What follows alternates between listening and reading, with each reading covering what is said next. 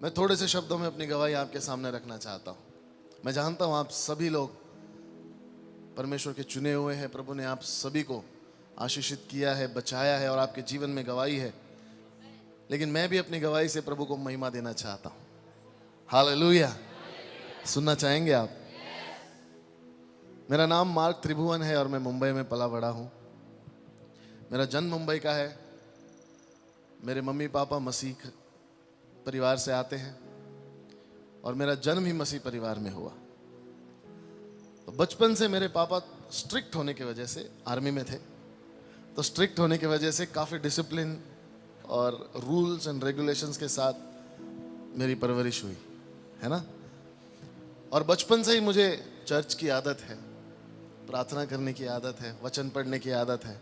और हमेशा आप ही की तरह मैं भी ऐसे पहले लाइन में बैठा करता था। आमीन।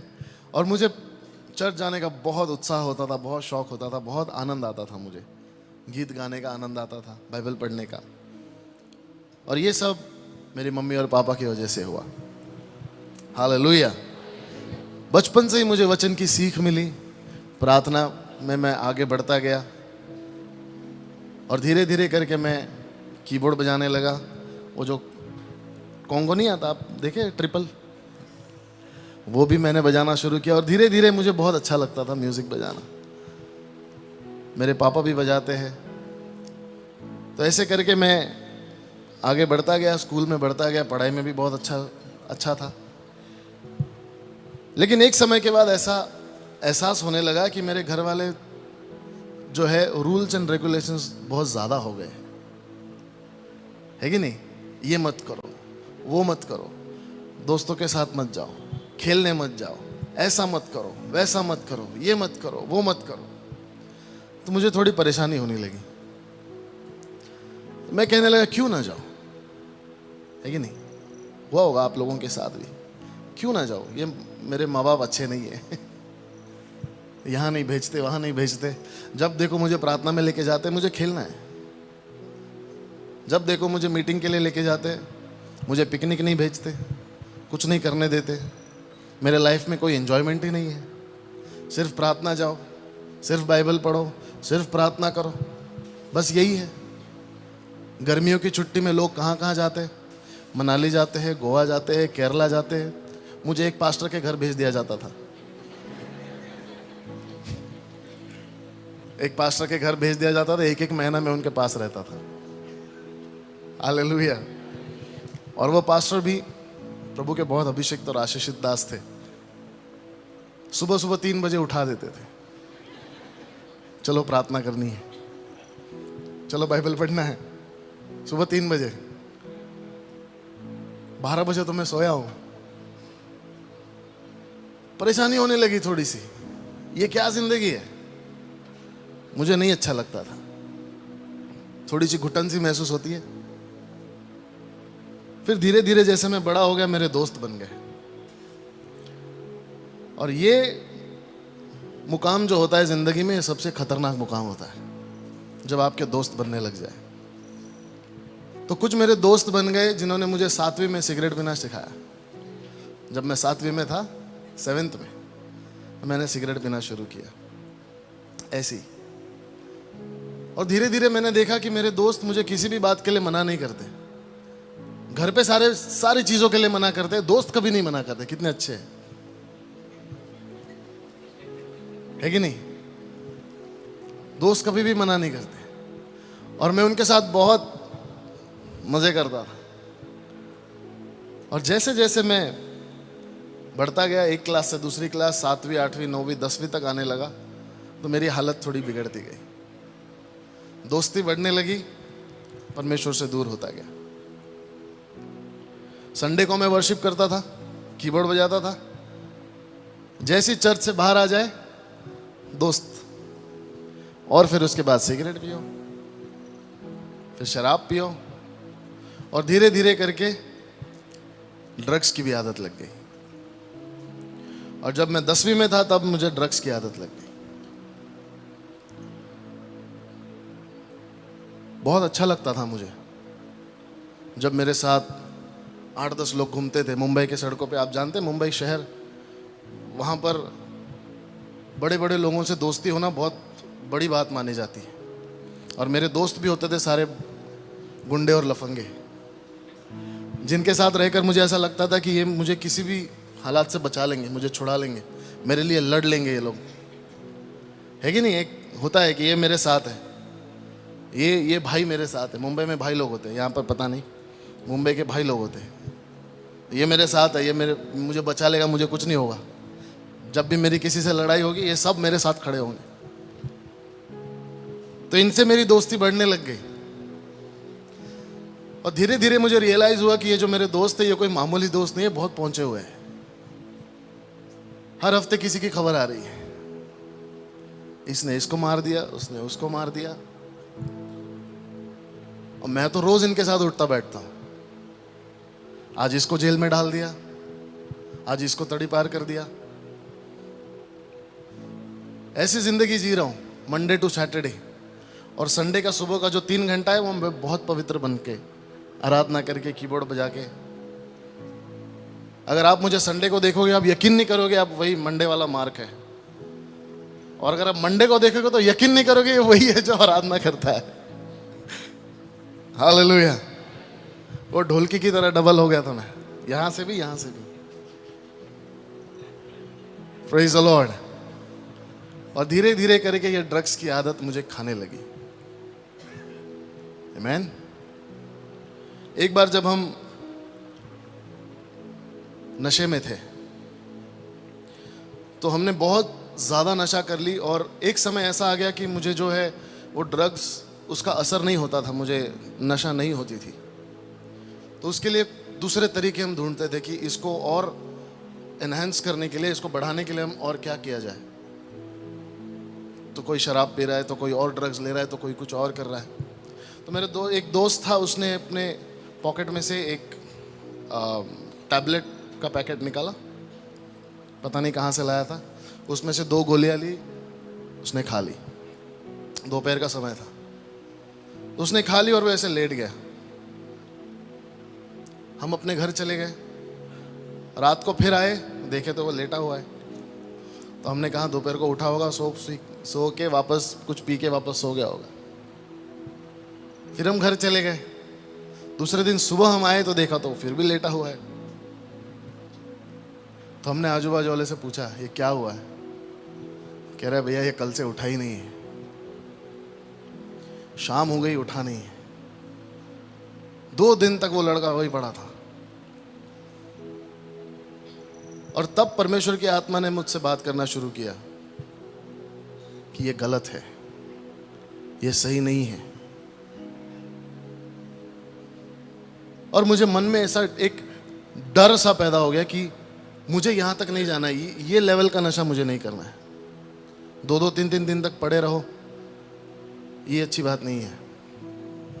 Hallelujah, hallelujah. मैं अपने आप से नफरत करने लगा कि ये मैंने क्या कर दिया। वचन पता है, प्रार्थना पता है, मेरे पापा पास्टर है, घर तक खबर पहुंच जाती थी आपके बेटे को आज यहाँ देखा, आपके बेटे को वहां देखा, इसके साथ देखा, उसके साथ देखा। बहुत परेशान होते थे मेरे माँ बाप, मुझे बहुत मारते थे, बहुत मारते थे। हर दूसरे तीसरे दिन मेरी पिटाई होती थी, और ऐसी वैसी नहीं, तबीयत से होती थी, जबरदस्त। तो मैं अपने आप से नफरत करने लगा कि ये मैं क्या कर बैठा हूं, इसको मैं कैसे सुधारूं। लेकिन एक बात है, जो बचपन से मेरे माँ बाप ने मुझे आदत लगाई चर्च जाने की, कलीसिया में आने की, वचन पढ़ने की, प्रार्थना करने की, पहले अच्छा नहीं लगता था, लेकिन वही वचन मुझसे बात करने लगा। वही वचन पवित्र आत्मा मुझे याद दिलाने लगा। वही वचन ने मुझे बताया कि जो तू कर रहा है वो गलत कर रहा है। हालेलुया। प्रभु की आराधना करता था, कीबोर्ड बजाता था, लेकिन फिर दुनिया के मार्गों में, फिर दोस्तों के पास, फिर सारी गलत चीजों में। मुझे रियलाइज हुआ कि मैं जो कर रहा हूं ये बहुत गलत है। आप लोगों को भी होता है कभी कभी, जब आप गलती कर देते हैं तो हमको रियलाइज होता है कि हमने जो किया वो गलत किया, और वो पवित्र आत्मा होता है। पवित्र आत्मा हमें बताता है कि आप जो कर रहे हैं वो गलत कर रहे हैं। और वही पवित्र आत्मा ने मेरे जीवन में काम करना शुरू किया। मैंने कहा प्रभु मुझे बदलना है, मैं सुधरना चाहता हूँ। और उस समय मैंने निर्णय लिया और 3 महीने तक मैं घर से बाहर नहीं निकला। मैं 3 महीने तक अपने घर में बैठा करता था और 3 महीने में मेरे दोस्त छूट गए। और उस 3 महीने में मुझे पता चला कि मैं कोई एडिक्ट नहीं हूँ किसी चीज़ का। शैतान ने मेरे मन को ऐसे प्रोग्राम कर दिया था कि तुझे ज़रूरत है, तुझे ड्रग्स चाहिए, तुझे ये चाहिए, तुझे वो चाहिए।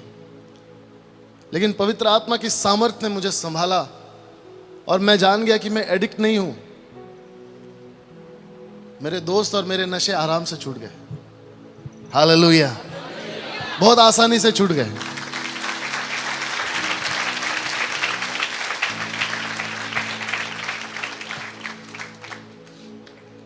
और जिस जगह पर हम ड्रग्स लेने के लिए जाते थे, आज परमेश्वर ने उसी एरिया में मुझे एक सेवकाई दी है।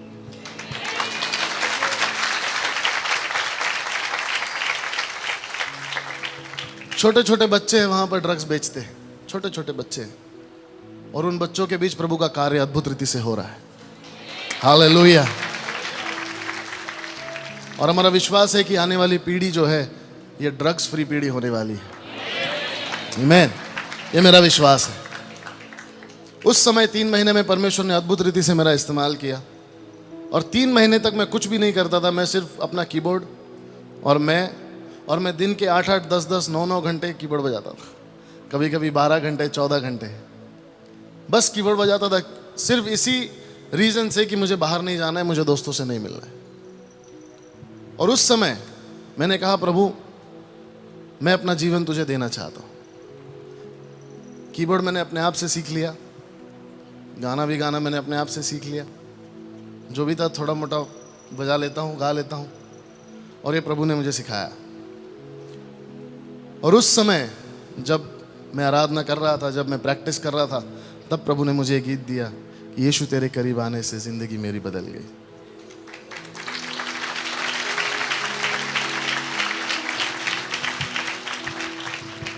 और उस गीत ने मेरे जीवन को बदल दिया। हालेलुया।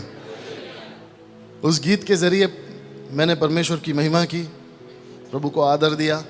और एक ही गीत मैंने लिखा था, हमारी टीम ने मिलकर उसको बनाया, उसको लिखा। और उसके बाद 3 साल तक मैंने इस गीत को कहीं नहीं गाया। 3 years, 3 साल तक ये गीत मेरे पास ही था, क्योंकि ये मेरा पर्सनल टेस्टमनी है, मेरी पर्सनल वर्शिप है परमेश्वर के लिए। 3 साल तक ऐसे किसी अगर चर्च में चला गया तो मैं गा देता था। हमारे चर्च में गाता था, छोटे मोटे जो घर की कलीसियाँ होती है वहाँ गाता था। तो किसी ने सुना और कहा कि आपको इसको रिकॉर्ड करना चाहिए। मैंने कहा मेरे पास पैसे नहीं है, इसको बनाने में काफ़ी खर्चा आता है। और उन ज़माने में एक सीडी आती थी, सीडी पता है आपको? एक सीडी आती थी ना, सीडी गानों की, आप लोगों ने घर में चलाई होगी, कार में चलाई होगी। तो उस सीडी में 7-8 गाने होते थे। अब मेरा एक ही गाना है, मैं एक गाने के लिए क्या सीडी बनाऊंगा, कहाँ से सीडी बनाऊंगा? लेकिन प्रभु की आत्मा की गाइडेंस के हिसाब से हम आगे चले। प्रभु ने हमें बताया क्या करना है, कैसे करना है, और इसका हमने वीडियो बनाने का सोचा। और जब वीडियो बनाया, शुरू हमने 0 से किया। मेरे पास 5,000 रुपये थे, उससे हमने शुरू किया। और चलते चलते 1 लाख रुपए तक हमने सिर्फ एक गाने के पीछे खर्चा कर दिया। 1 लाख रुपए, ये तकरीबन 6-7 साल पहले की बात है। तब शायद हम तभी मिले थे मेरे ख्याल, उसी दौरान 1 लाख रुपए तक मैंने खर्चा कर दिया। और जब गाना ख़त्म हो गया, पूरा बन गया, तो मुझे लगा कि मैंने बहुत बड़ी गलती कर दी, इतना पैसा मेरा चला गया। क्योंकि 1 लाख में तब पूरा एल्बम बन जाता था 6-6, 7-7 गाने का। जब मैंने ख़त्म किया तो मुझे लगा बहुत बड़ी गलती कर दी, ये मैंने नहीं करना चाहिए था। तो मैं थोड़ा निराश था, थोड़ा अपसेट था। फिर भी हमने उसको यूट्यूब पर डाला।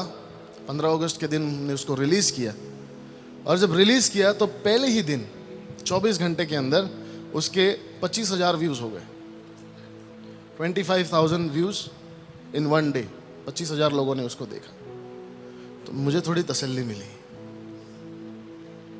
और 2 महीने तक, 2-2.5 महीने तक ये सिलसिला चलता रहा। 25,000, 15,000, 20,000 लोग रोज उस गीत को देखते थे, रोज उसको सुनते थे।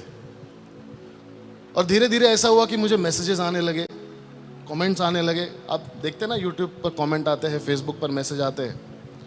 तो एक रात को मैं जब मैसेजेस स्क्रॉल कर रहा था तो उसमें मैंने एक नाम देखा जो मसीही नाम नहीं था।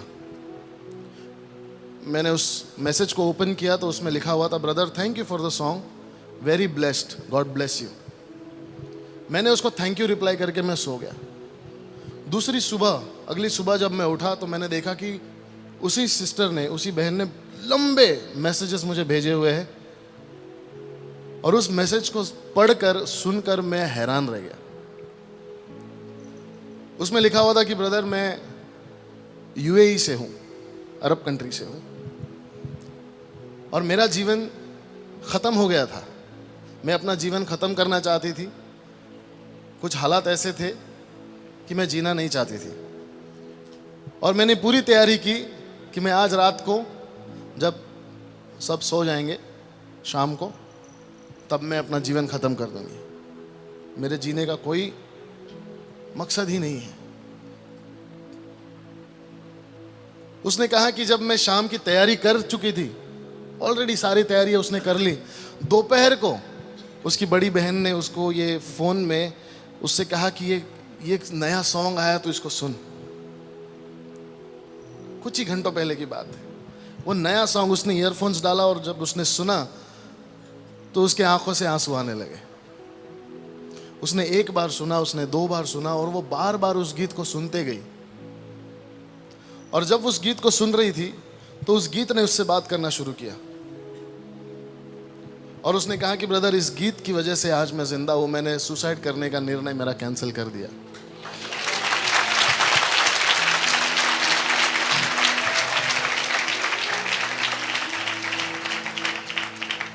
वो मैसेजेस आज भी मेरे पास है। और उसने कहा कि मैं अपना जीवन प्रभु को दूंगी। मैं अपने जीवन का अंत नहीं करूंगी, मैं जीवन प्रभु को दूंगी। उस समय मैंने प्रभु के पास जाकर मैंने क्षमा मांगी कि प्रभु मैं कुड़कुड़ाया, मैं अपसेट हो गया, मैं निराश हो गया कि मैंने इतने सारे पैसे गंवा दिए। लेकिन प्रभु अगर इस गीत की वजह से एक आत्मा भी तेरे पास आता है तो ये मेरे लिए बहुत आनंद की बात है।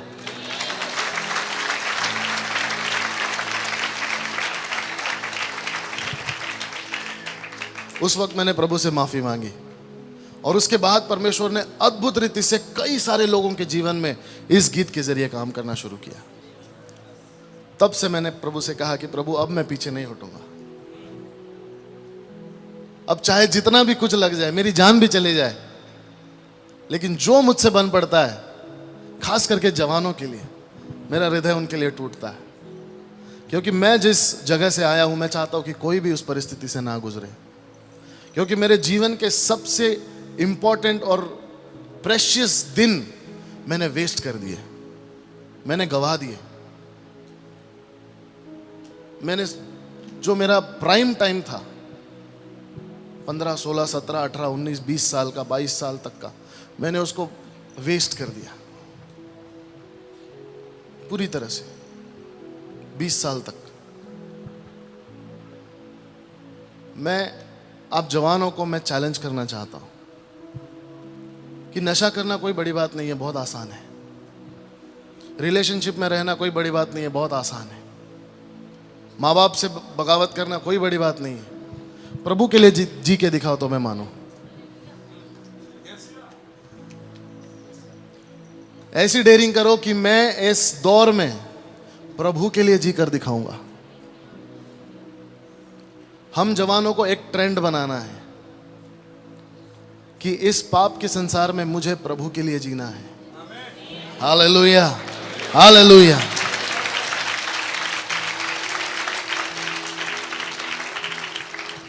देखिए परमेश्वर कैसे अद्भुत रीति से आपका इस्तेमाल करेगा, बहुत अद्भुत रीति से आपका इस्तेमाल करेगा। Hallelujah, hallelujah.